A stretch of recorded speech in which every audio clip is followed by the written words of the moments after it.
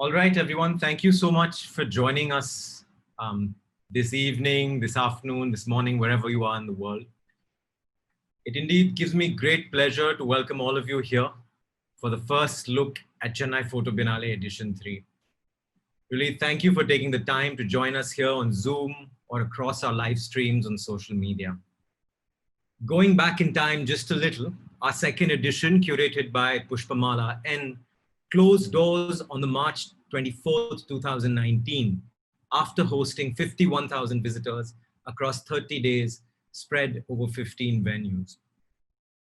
The Senate House, our grandest venue, was fully open to the public for the first time in 40 years, and visitors from across India experienced both Chennai and photography in a new light.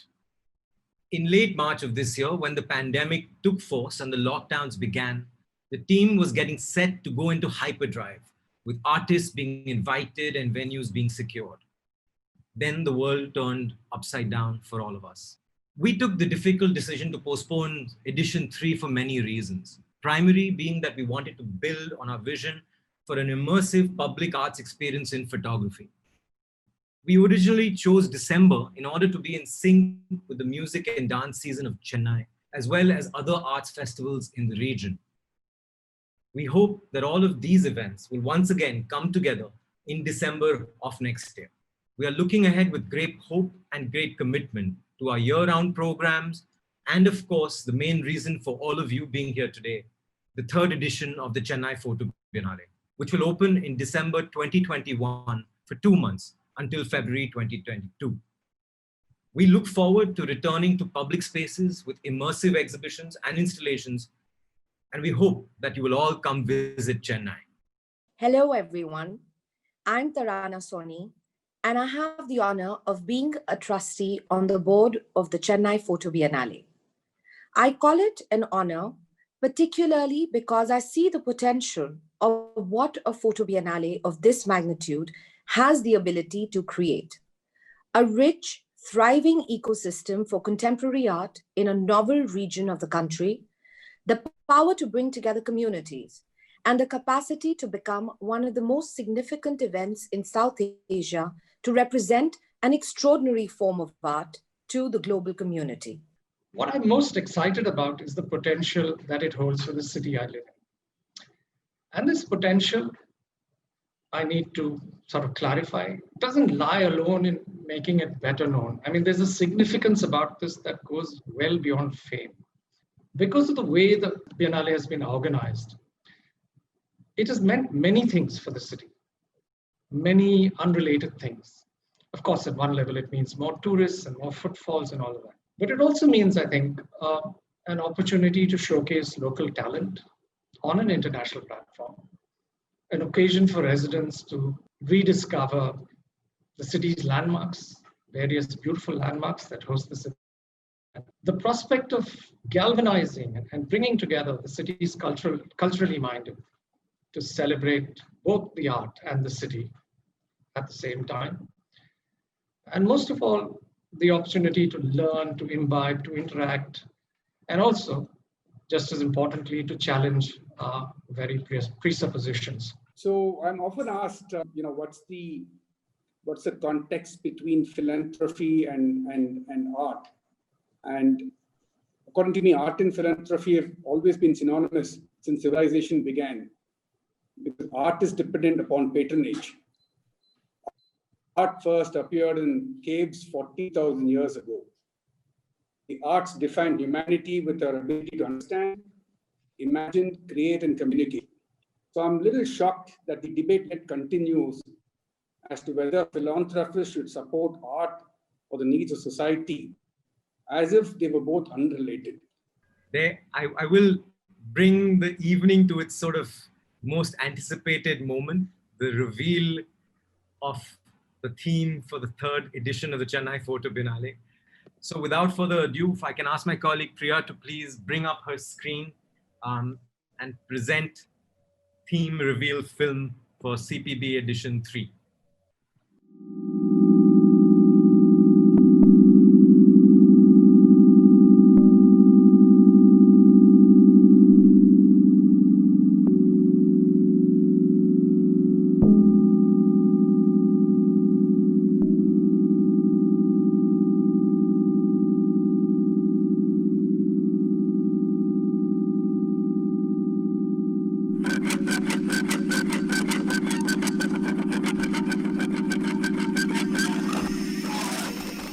First of all, I want to say congratulations to the curators for that wonderful theme, Maps of Disquiet.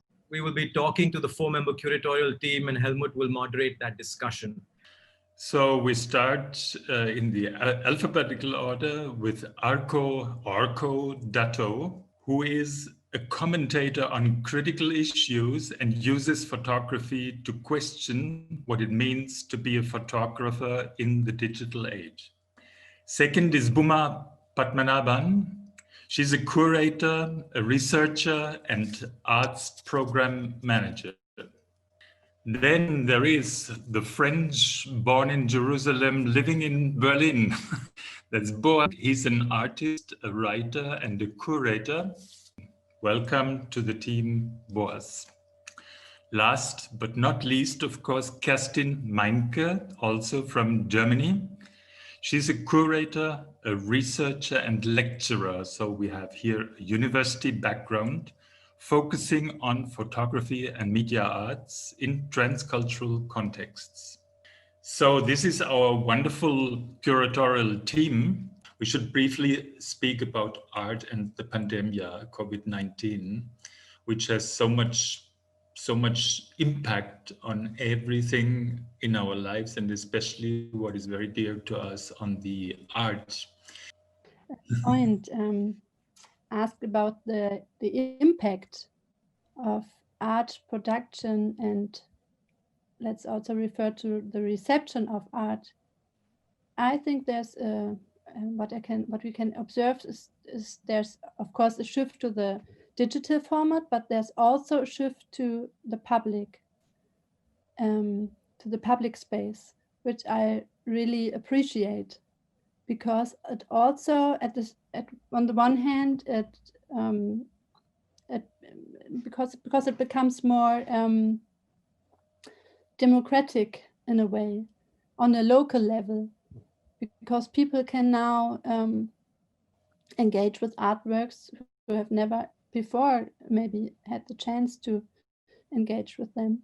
And I think this is a recent observation here in Germany in particular, but I think it must happen everywhere, I suppose, which I really like about the situation.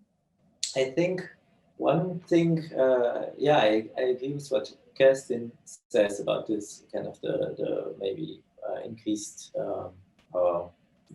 value that people see now in art and public space. Also now that public space has become so compromised. I mean, just the idea of leaving my room is tantalizing. But I think also one thing that we've discussed amongst our group during the past months, or one text that has really stuck with me over the past months was a text that Arundhati Roy wrote. I think this was already in March, so quite early, and during the pandemic, where she described kind of the pandemic as a catalyst, or basically a vehicle which exacerbates existing difficulties, existing tensions, existing problems. Basically, the kind of the crisis we have been witnessing unfolding is the result of a very long process of healthcare systems that have been hollowed out, or tensions with urban and rural populations we see now. I think we should definitely go on to the topic, to the theme of the third edition. Why maps of disquiet and not photos of disquiet? Could you speak about your cartographic imagination versus photography, and how you envision the Biennale will map on to the map of Chennai city itself? I think the map is essentially a sort of where we are going with the Biennale is kind of looking at the idea of the image, and that includes or encompasses the idea of photography, film, but not only. And so we would like to make interjections on where image making practices and what the image means in today's world. And we believe that the cartography is kind of this broad encompassing thematic within which we can explore these questions. I think the idea of working with maps with cartography with this very veiled idea of what is clear, of the line, of the outline, the margin, the border was something that came up often last November. It was very much a part of everyday discussion to think about who belongs inside and who belongs out. There were huge protests going on in India at that time, and that definitely was a starting point for us to start thinking about. These were questions that needed to be urgently addressed, and it came from that space of there being no definite answer to these questions. And the map is this sort of overarching master plan that we imagine as being. With that, thank you everyone for joining us today. It's been a pleasure having you, and look forward to seeing all of you in Chennai.